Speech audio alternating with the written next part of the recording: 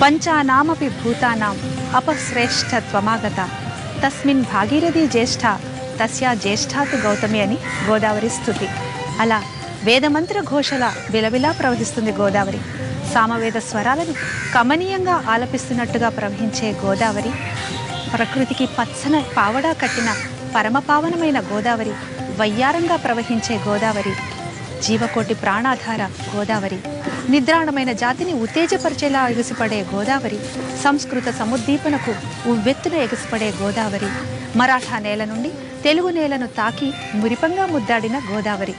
ఇలా ఎంత చెప్పినా తనివి తీరని అందాలు, ప్రత్యేకతలు గోదారమ్మ తల్లి సొంతం. అంతేకాదు, 3 మునకలతోనే భక్తుల 3 జన్మల పాపాలను హరించే మోక్ష సాక్షి గోదావరి. గోదావరి పుష్కరాల పుణ్య ఘడియల్లో ఈ క్షేత్ర వైభవం ద్విగుణీకృతమవుతుంది. దూరతీరాల నుంచి ఇక్కడికి చేరుకున్న భక్తులు పుష్కర ఘట్టంలో దివ్య స్నానాన్ని ఆచరించి కోటిలింగేశ్వర, మార్కండేయేశ్వర, సీతారామచంద్ర స్వామి వార్లను దర్శించి అనంతమైన పుణ్యరాశిని ప్రోధి చేసుకుంటారు.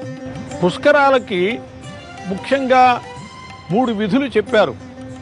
1 స్నాన విధి, 2 దాన విధి, 3వది పితృకార్యం, తీర్థ శ్రాద్ధము. ఇవి ప్రధానమైనటువంటివిగా చెప్పారు. అందులో స్నానానంతరము దానానికి చాలా ప్రాముఖ్యత ఉన్నది పుష్కరాలలో. అందులో గోదావరి పుష్కరాలలో చేసేటటువంటి దానాలు విశేషమైనటువంటి ఫలితాన్నిచ్చి జన్మ చరితార్థతను కలిగిస్తాయి. గోదానం చేస్తే మహాసంపదలు చేకూరుతాయి, భూదానం చేస్తే మహా సామ్రాజ్య వైభవం చేకూరుతుంది అని చెప్పబడ్డది. హిరణ్యదానం ముఖ్యంగా బంగారపు వాహనం మీద గోదావరి పవిత్రమైనటువంటి చరిత్రకి సంబంధించిన గ్రంథాన్ని ఉంచి దాన్ని కనుక దానం చేస్తే సమస్త పాతకాలు, ఉపపాతకాలు, మహాపాతకాలు కూడా తొలగిపోతాయని చెప్పబడ్డది. అలా తేనె దానం చేయటం వల్ల వైకుంఠ ప్రాప్తి జరుగుతుందని, పుష్పం దానం చేయటం వల్ల ఇంద్రలోక ప్రాప్తి జరుగుతుందని, లవణం దానం చేయటం వల్ల తేజస్సు ప్రాప్తిస్తుందని, ఇలా అనేక రకాల ఆయా దానాల యొక్క ఫలితాలు చెప్పబడ్డాయి. ఈ గోదావరి స్నానం చేశాక పుష్కర సమయంలో దానాలు చేసి కృతకృత్యులు కావాలి, తమ సమస్తములైనటువంటి పాపములు పోగొట్టుకుని సమస్త ఐశ్వర్యాలు పొందాలి అని చెప్పి పెద్దలు తెలియజేశారు.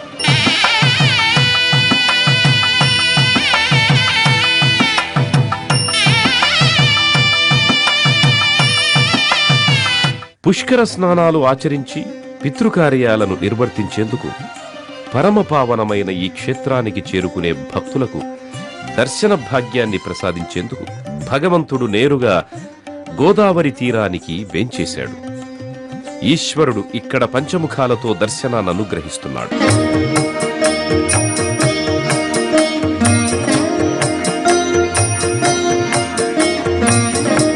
పవిత్రమైన ఈ పుష్కర ఘట్టంలో విజయ గణపతి హేరంబ గణపతిగా కటాక్షాన్ని కురిపిస్తూ భక్తులను అనుగ్రహిస్తున్నాడు.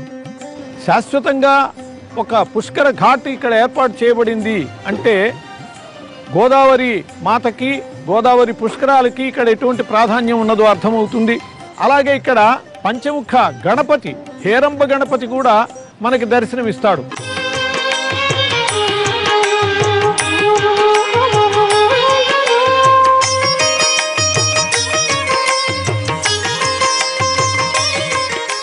రాజమహేంద్రవరంలోని ఈ పవిత్ర గోదావరి పుష్కర ఘట్టంలో శక్తిప్రదాయిని అయిన దుర్గ అష్టభుజాలతో సింహవాహిని అయి కొలువుదీరింది. ముగురమ్మల మూలపుటమ్మయైన దుర్గమ్మని నమ్మి కొలిచిన వారికి జీవితంలో దేనికి లోటు ఉండదు అన్నది ఎందరెందరో భక్తులకు అనుభవైక వేద్యమైన సత్యం.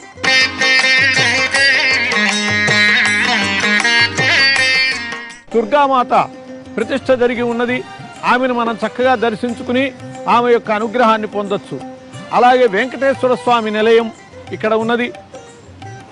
పాండురంగ విఠలుని ఆలయం నిర్మాణం అయింది. గాయత్రి మాత పంచముఖ గాయత్రి ముక్తా విద్రుమ హేమ నీల ధవళఛాయే ముఖైస్త్రీక్షణ అని చెప్పి ఏదైతే గాయత్రిని చెప్పుకుంటామో అలా పంచముఖ గాయత్రి, పంచముఖ పరమశివుడు, పంచముఖ గణపతి, ఇలా ఎక్కడా లేనటువంటి విశేషమైనటువంటి విగ్రహాలు ఇక్కడ ప్రతిష్ఠితమయ్యాయి.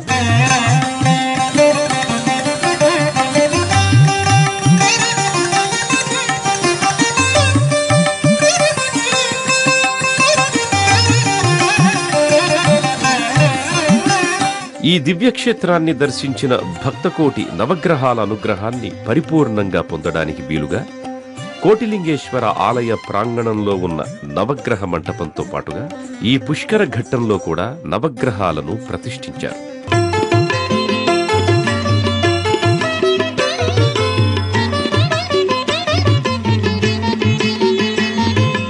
హరిహర క్షేత్రమైన ఈ దివ్యక్షేత్రానికి పుష్కరాల వేళ భక్తకోటి అనంతంగా పోటెత్తుతుంది. మామూలు రోజుల్లో పావన శుభచరిత అయిన గోదావరి మాతని దర్శించుకుని తరించే సంఖ్యకి ఎన్నో రెట్లు ఎక్కువగా భక్తులు పుష్కర ఘడియల్లో ఈ క్షేత్రానికి చేరుకుంటారు. తనను సేవించి తరించవచ్చిన భక్తులను చూసి తల్లి గోదావరి పొంగిపోతుంది. అనంతమైన దివ్యవరాలను వారిపై కురిపిస్తుంది. అఖండమైన శక్తిని వరదానంగా అనుగ్రహిస్తుంది.